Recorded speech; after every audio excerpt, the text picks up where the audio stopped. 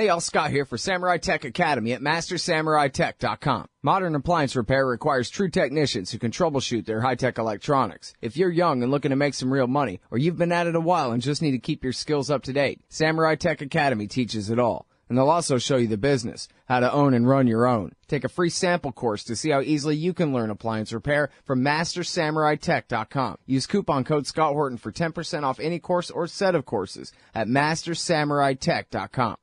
All right, guys, welcome back. I'm Scott Horton. It's my show, The Scott Horton Show. I like this song too, man, but we got to get back to the interviews here. Yeah, I went overtime with David Bromwich. I wish I'd had a whole hour with him, man. There's so much more to discuss there. But check out his article. It's the Spotlight today on antiwar.com. Next is Brad Hoff. He was the Spotlight on antiwar.com last Friday with his piece about the war in Syria. Former DIA chief warned White House of ISIS rise. The website is LevantReport.com. Welcome back to the show, Brad. How are you doing? Thanks so much for having me back, Scott. Very happy to have you here. Now, so here's the deal. You broke the story. I'm just going to catch everybody up here real quick. You broke the story about the Judicial Watch FOIA suit that resulted in the revelation of this DIA memo from August of 2012 explaining how America's allies in the war in Syria were helping back a bunch of al-Qaeda suicide bomber kooks, and that they were looked like they wanted to carve out an Islamic state in eastern Syria, and that there was a danger that it could spread into western Iraq. And it didn't get that much coverage except in alternative type media. But anyway, so here a guy named Mehdi Hassan has gotten an interview with Michael Flynn, the former head of the DIA, who was head of the DIA at that time. And this Al Jazeera reporter, Mehdi Hassan, confronted Michael Flynn about this memo. And I have here that clip. It's slightly edited, but not for deception, just for time, and I'll explain further when we get back from this clip. It's about 2.5 minutes long, Brad. I'll thank you for your patience, but the audience needs to hear this. And a secret analysis by the agency you ran, the Defense Intelligence Agency, in August 2012 said, and I quote, "There is the possibility of establishing a declared or undeclared Salafist," it's not secret anymore, it was released under FOI. The quote is, "There is the possibility of establishing a declared or undeclared Salafist principality in eastern Syria, and this is exactly what the supporting powers to the opposition want in order to isolate the Syrian regime." The US saw the ISIL caliphate coming and did nothing. Did you see this document in 2012? Was this come across your table?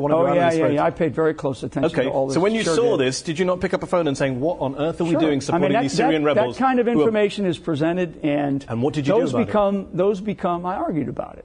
Did you say we shouldn't be supporting these groups? I did. I mean, we argued about the different groups that were there, and we said, who is it that is involved here? And I will tell you that I do believe that the intelligence was very clear. And now it's a matter of whether or not policy is going to be as clear and as defining and as precise as it needs to be, and I don't believe it was. But in 2012, which was 3 years ago, let's just be clear, just for the sake of our viewers. In 2012, your agency was saying, quote, "The Salafists, the Muslim Brotherhood, and Al-Qaeda in Iraq are the major forces driving the insurgency in Syria." Mm-hmm. In 2012, the US was helping coordinate arms transfers to those same groups. Why did you not stop that if you're worried about the rise of quote-unquote Islamic extremism? I mean, I hate to say it's not my job, but my job was to ensure that the accuracy of our intelligence that was being presented was as good as it could be. And I will tell you, it goes before 2012. I mean, when we were in Iraq, and we still had decisions to be made before there was a decision to pull out of Iraq in 2011. I mean, it was very clear what we were going to face. Well, I admire your frankness on this subject. Very clear what we were going to face. Let me just, before we move on, just to clarify once more, you are basically saying that even in government at the time, you knew those groups were around, you saw this analysis, and you were arguing against it. But who wasn't listening? I think the administration. The administration turned a blind eye to your analysis. I don't know if they turned a blind eye. I think it was a decision. I think it was a willful decision. A willful decision to go support an insurgency that had Salafists, Al-Qaeda, and Muslim Brotherhood. A willful decision to do what they're doing, which you'd have to really ask the president, what is it that he actually is doing with the policy that is in place? Because It is very, very confusing. I'm sitting here today, Mehdi, and I can't tell you exactly what that is, and I've been at this for a long time. All right, y'all. So here we are. That was the former head of the DIA, General Michael Flynn, in this great interview. You guys got to see this whole thing. There's so much newsworthy stuff in this interview. It'll blow your mind. Al Jazeera head-to-head. We're on the line with Brad Hoff from LevantReport.com. And I forget, Brad, you're former Army or former Marines in Iraq? What was right, it? Former Marines, and I was attached to a headquarters unit stuck around Washington, D.C. Oh, that's right. I'm sorry. I was thinking of somebody else, actually. But anyway, and then after you got out of the Marines, then you went and lived in Syria for a while, as we discussed before on the show. Exactly. Had an apartment in Damascus, lived there off and on from about 2004 to 2009, 2010 range. Okay, good deal. So that explains your at least partial expertise and certainly your interest in this subject for talking about it here. A hell of a lot more than I've got. So now, one of the things that you say at the beginning of your article here in remarking upon that exchange that we just heard is you say that it's amazing that Flynn actually seemed to take issue with the way that Mehdi Hasan posed the question about American awareness of the rise of the Islamic State in August of 2012. What do you mean by that? Oh, exactly. I mean, we already know that Flynn was at odds with the White House over the rise of ISIS. We know that he briefed the White House in February 2014. He predicted that ISIS would sweep through Iraq, and it was soon after that briefing that he retired. It was widely reported that he was fired, that he was at odds over ISIS policy. And, of course, we know that ISIS did sweep through Iraq. But what's significant here is that this is really the highest level former intelligence official. So to really confirm all of this face-to-face, right, with an Al Jazeera reporter. Al Jazeera's Mehdi Hasan had the document in hand. He's holding it up, and hugely significant because, to my knowledge, no one at this level has ever fully acknowledged the way that Flynn does, that we were basically arming al-Qaeda. And, of course, Flynn is a major hawk. Flynn's a major hawk, and strangely, his what I think is a contradictory argument is that we should have done more earlier. It seems like he was arguing for some kind of bigger, overt intervention, maybe in 2011, early 2012. But even he is now acknowledging that this whole covert program to arm the rebels in northern Syria ultimately resulted in ISIS, as he and the DIA warned in no uncertain terms with this document. Right. Okay. And now that's the part that I edited out just for time's sake, because it takes a while to get all the best sound bites out of that clip there. It's already 2.5 minutes long. People can go to the article or to at antiwar.com or at your website, Levant Report. They can watch the whole interview. Again, I urge people to watch the entire interview.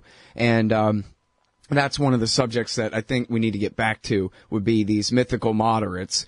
I just didn't want to waste people's time on that because that's kind of the real non-answer there. But so a couple things to cover here, first of all.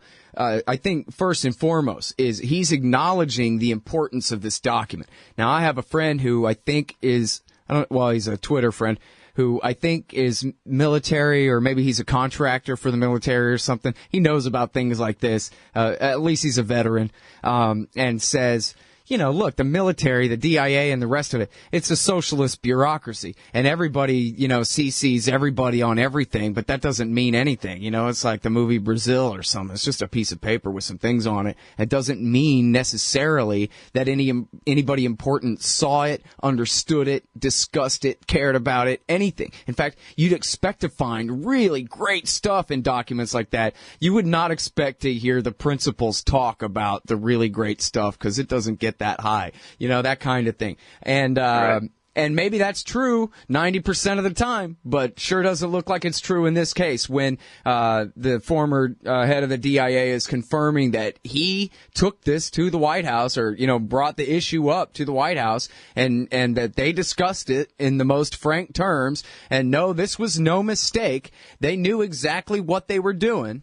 And now the music's playing and we got to go to break. And when we get back, we're going to talk about just what he means about back in the mythical moderates and what he means about they knew what they were doing, too.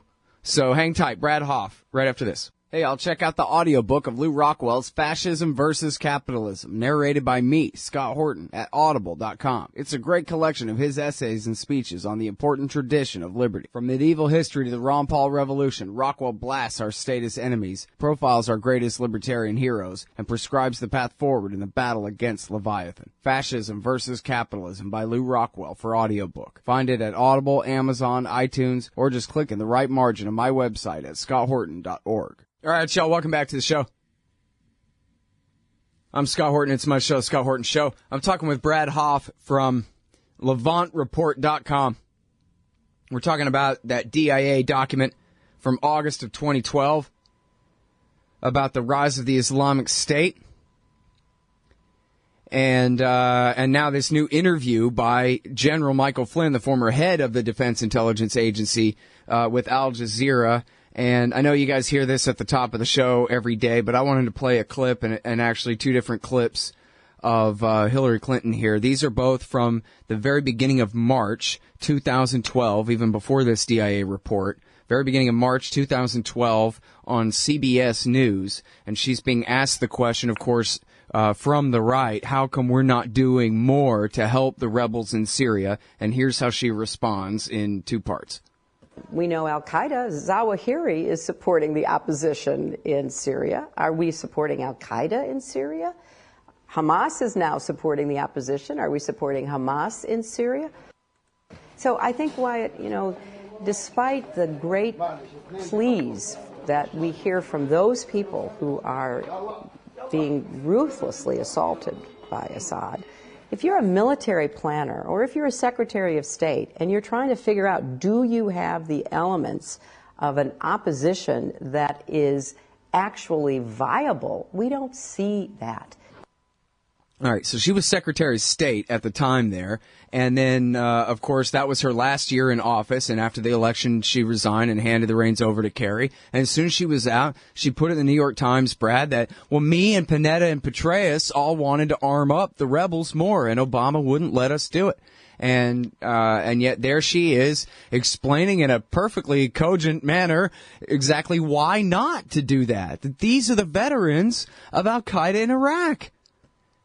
Exactly, and even connected with this DIA report, if you go look at NBC archives of White House briefings in September 2014, I think specifically September 29th, White House spokesman said, hey, that's the day they came out, said everyone was surprised over the rapid advance of ISIS. It was kind of like, where did they come from?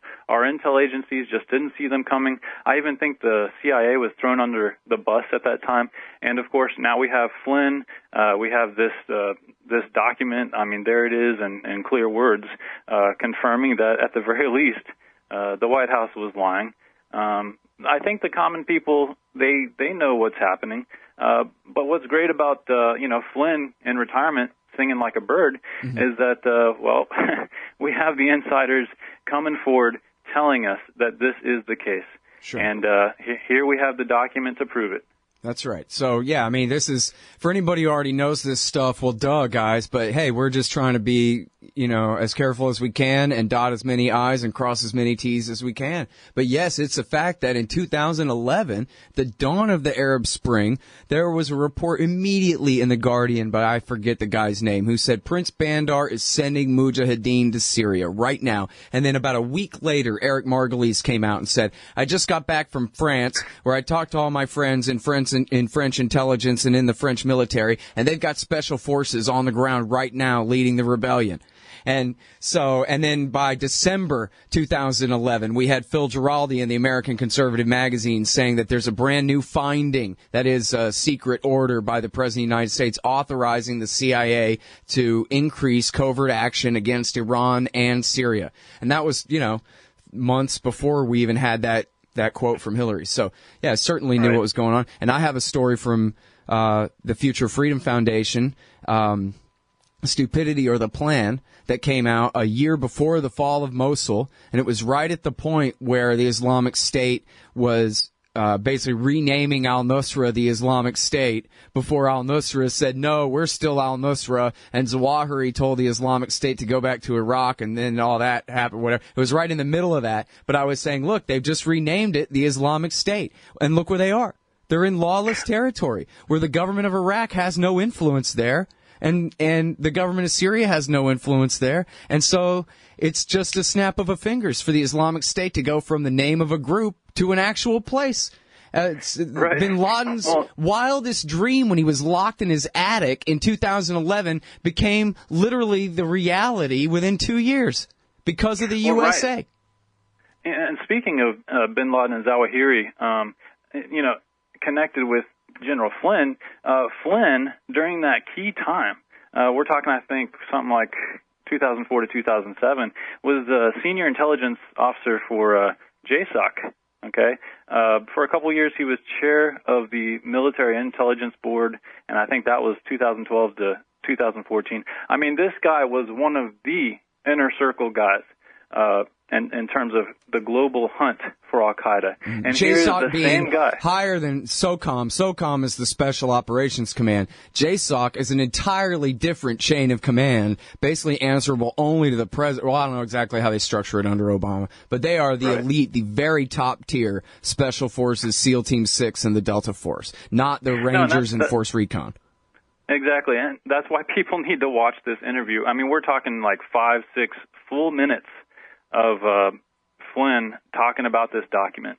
And you know what? You're exactly right in terms of, these documents circulating around the halls of the Pentagon and the State Department can be a dime a dozen. It's true. But here we have Flynn saying, for it to even reach his desk, for him to say, I use this as, one among other source materials to argue with the White House, that means this report was significant.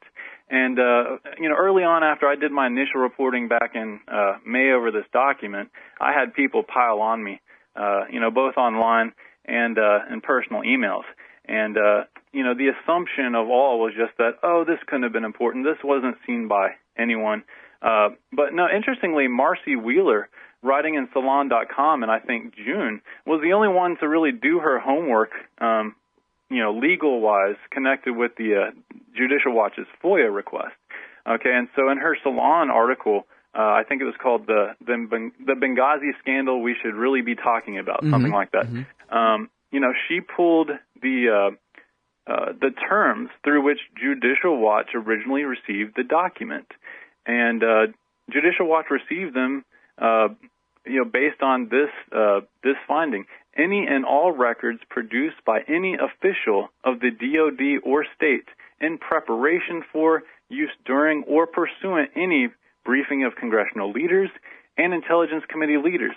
So at the very least, we know Congress saw this document too, or at least had it made available to them. And This means it was important. This means it wasn't just 4 guys in a basement saw it and that was it. And yes, there's a likelihood that it actually came through maybe a liaison intelligence agency, but the fact that it was filtered up the chain of command so high, as Flynn now confirms, means that this is a significant document. And frankly, I think every American should print it out, have it in their hands, and should be asking some serious questions.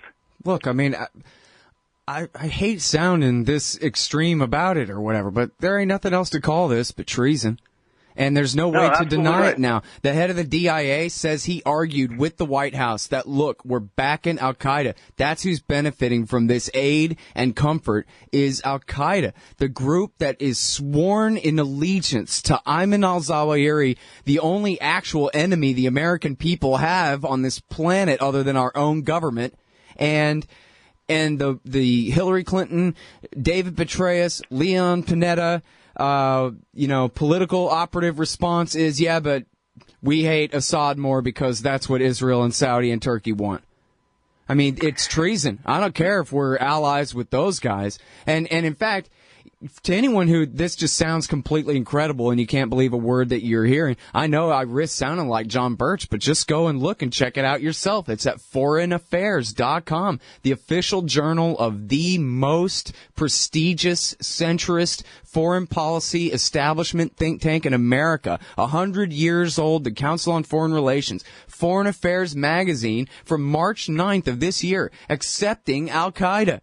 Accepting Al-Qaeda. They are our friends in Syria. And we saw in the news just last week 2 weeks ago, where they sent the DOD trained soldiers in. They thought they were going to join up with al-Nusra to fight ISIS. And al-Nusra immediately captured them and turned on them. And the Americans complained to the New York Times that, well, we expected to be greeted as allies by these guys because we've been treating them as our allies. This is exactly the way that the ambassador got killed in Benghazi, too, Brad, was they put him in the middle of the hornet's nest fighting for his enemies, and then, surprise, they stung him. Well, look, when I was in the military, there was a notion of lawful orders, right? And we all took an oath to protect and defend the Constitution from enemies, foreign and domestic. And I've had conversations, usually email exchanges with some friends that I still have, like in the intelligence world and around D.C. And, they know what's going on. They know the game. But, of course, they tell me, look, intelligence doesn't set policy, and that's true, right? The job of the intelligence and the lower levels is to paint as accurate a picture as possible, and that's what we have in this DIA document. And yeah, they can make noise about it, but it's true their hands are tied. But I typically respond to them, look, I know it's hard, but we all took an oath here, and illegal criminal orders are no valid orders at all. In fact, I was expressly given a class in the military stating that. And so the fact is, if you're some low-level intel guy and you're supposed to train a group of Syrian recruits with, beards down to their bellies who are talking about establishing some kind of Salafist or Islamic state, well, I would argue that whatever orders you've been given, those are not lawful, valid orders. Yeah, and you know what? If you're brave enough to risk your skin killing innocent people and maybe getting maimed or dying in one of these ridiculous wars, then you ought to be brave enough to take some documents and go on 60 Minutes and maybe have to do a little bit of prison time or flee to Russia for a few years like Snowden or something to tell the truth to the American people. And we saw when the lobby was trying to get us to bomb Syria in 2013 that all of these soldiers started putting on YouTube and on Facebook these meme pictures of them covering their face, but you can tell they're wearing fatigues, and their sign says, I didn't join up the service to fight for Al-Qaeda. And, right. I mean, you're talking, they're facing mutiny because the word gets around quick. These guys aren't the most sophisticated about who's who in geopolitics and whatever. But the word gets around quick that, hey, you hear Obama's thinking about having us fight for the Al-Qaeda guys in Syria now. They can understand that. You know what I mean? They're pissed. Yeah, no, exactly. And the media too, mainstream media too. I mean, we have so much information. I mean, we've got this physical DIA report in hand. You got guys like ex-CIA number 2 guy Mike Morrell going around, right? He's wanting to do the interviews. How hard is it to, like Al Jazeera, like Mehdi Hassan, how hard is it to put these questions to these guys? And that's what frustrates me. The Al Jazeera program, by the way, ran on Al Jazeera International on multiple days last weekend. The producer of Head to Head, which is the particular program, told me that it is likely set to air on Al Jazeera America. So hopefully there will be a broader American viewership. But you know what? It is up for paid media, paid journalists who have access. They need to print this document out, and they need to be asking Mike Morrell. They need to be asking the State Department. They need to be asking more questions of Mike Flynn or anyone who will talk, because there's plenty of guys going on these little book tours, and so it's up to the media to ask these questions. Mm-hmm. Well, it really is, a big lie situation where it's just impossible to face up to the unface up toable or whatever, as Homer Simpson would say, right? Like, if one weekend on CNN they have to finally go ahead and get it together and say, okay, actually Assad is the strongest force on earth fighting against the Islamic State, and we don't know what in the world we were doing championing all the rest of his enemies, if not ISIS, this whole time. This is crazy, But hell, even Rand Paul, when he's trying to sort of kind of tell the truth about America's role in the rise of the Islamic State, at least in Syria, in the debate the other day, botched it so bad that it basically made no sense. I mean, there's nobody really on that level who's willing to say it because, again, and I know, I'm sorry, I go on, and I'm hyperbolic, and I'm repeating myself. But it's treason. There's no other way to call it other than treason when they're sworn loyal to Ayman al-Zawahiri, and they've never been shy about it this whole time, and they still say they are, and America is still backing them. Even in 2015, they got this whole new PR thing to rebrand these guys as the moderate fighters compared to the Islamic State, instead of the obvious truth that it's Assad's army that is the moderate opposition to the Islamic State and al-Nusra. Yeah, the official Westback group in the north, I think, is calling themselves Army of Conquest. And the Army of Conquest, when they took Idlib, one of the first things they did, they burned to death 2 Syrian Christians who ran a liquor store, and of course then destroyed the liquor store. And there's all kinds of other horror stories like that. But you know what? Yeah, murdering a bunch of Druze who refused to convert too. No, exactly. And the thing is, I'm not just griping about this in terms of griping about the past, and let's get the historical record straight. Americans need to realize that with this creeping no-fly zone, in cooperation with Turkey, that's creeping over northern Syria, people need to realize that this is a path to all-out war. But if we just continue on this path, we're going to be yet in another disastrous conflict. And that's why, information like this report, they're important not just to getting the past record straight. It's important that Americans wake up and know the real game, what's really happening on the ground, and what our policies are doing and what the policies of our allies like Saudi Arabia and Turkey and Qatar are doing. Right, yeah, absolutely. I mean, think of it. What would happen if the foreign-backed forces were to really win out over the Syrian army? And what would be the fate of all the various sects of Christians, the Shia, the Druze, and the Alawites? What's the slogan is, what, kill all the Alawites and all the Christians to the sea, or all the Alawites to the grave, the Christians to the sea, or something like that? No, exactly. And really, even any Sunni, any mainstream Muslim that is not on board with the radical sectarian vision, which includes the majority of Sunnis in Syria right now, in fact. Exactly. I mean, there's a West Point, a couple months ago, West Point put out an article called, the Syrian Sunnis and the regime's resilience, and it was fully acknowledged by a respected military institution that the majority of citizens that were sticking by the government were Sunnis, right? Not because they all hailed the government as the greatest thing in the world, but they realized that their sovereignty has been taken away a long time ago. Sadly, none of this is being decided by actual Syrians anymore. Right. All right, well, I've kept you way over time here, and I'll let you go, but thank you so much for your great coverage of this and for your patience while I'm screaming and yelling during your interview, too. Oh, it was great. And look, everyone needs to watch this Al Jazeera report. Everyone needs to read the DIA document. Yep, it's all right there.